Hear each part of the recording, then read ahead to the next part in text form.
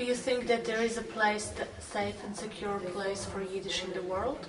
I think that if there was an emphasis in creating, not a research program, one of the things that's missing now here is conversation. Every year they used to have conversation. And last year they replaced it with somebody who spoke about ancient Yiddish, which... my problem is, my Yiddish is here in Kopf, it goes into the ears, but it's stuck somewhere, at the back of my mouth. And it's the conversation which allows you, to speak freely, etc. Maybe then you go to Williamsburg and you speak to the kids about football. So, but you have to find some way, if you wanted to keep going more than just as an academic exercise, some way to make it into a fashion, make it worthwhile. I think its inherent payoffs are, they're cognitive and affective, but mostly affective. They're emotional. And if you can work on the chords of the heart, Yiddish film, they used to show regularly Yiddish films here, Yiddish film, Yiddish theatre. One point which for me brings Yiddish very much to the fore.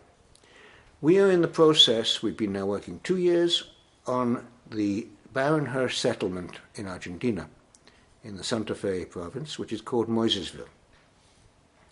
It was set up by Yiddish-speaking Jews from Bessarabia.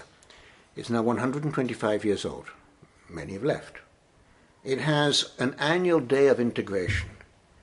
And I was there for the 125th anniversary with my wife, and we spoke, but we stayed with an Italian family, and they said, when it's Mariv? In the synagogue, you're going to miss Mariv. The Ukrainian bakery, they spoke some Yiddish. The driver that we had spoke Yiddish. The Jewish Museum is heavily Yiddish. And we are trying to get World Heritage status at UNESCO for this village. We have got it. I only got yesterday the notification that it is on the inscribed list, the indicative list. Now we have to go further. And I met 1 month ago in Buenos Aires with officials of the government who said, yes, we are going to work with you on this because it has to work. It cannot fail. It is important to Argentina. Okay, that's very important to us. So here this is a Yiddish exercise. A second thing which my wife is doing is she's working with an organization in Israel. They are compiling a book of Bob's recipes, cooking recipes. It's a cookbook. Survivors of the Holocaust. And the book is going to be to bring together the cooks and the master chefs. And they will organize an event where the food is cooked by the master chef with the Bobbe, and that food will be put on sale. It will be done in Tel Aviv. It will be done in Buenos Aires, because there is a similar type of book that is being compiled there. I heard from Ellen Cassidy that they are doing a book from 1938, the Lavender book, also similar. On my way here, I stopped in Frankfurt, and I met with Dr. Jürgen Buss, who is the director of the book fair.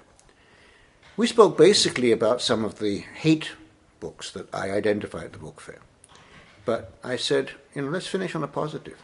There is this story of survivors working with master chefs on their recipes in a book. And he said, let's do it. If it gets the coverage of the book fair and UNESCO, I think we have done something positive for survivors and for the memory of the Holocaust, as not just that darkness, those shadows, but also those little scintillating light that you can see in the sky, almost like the electric storm that you see on the northern and Arctic nights.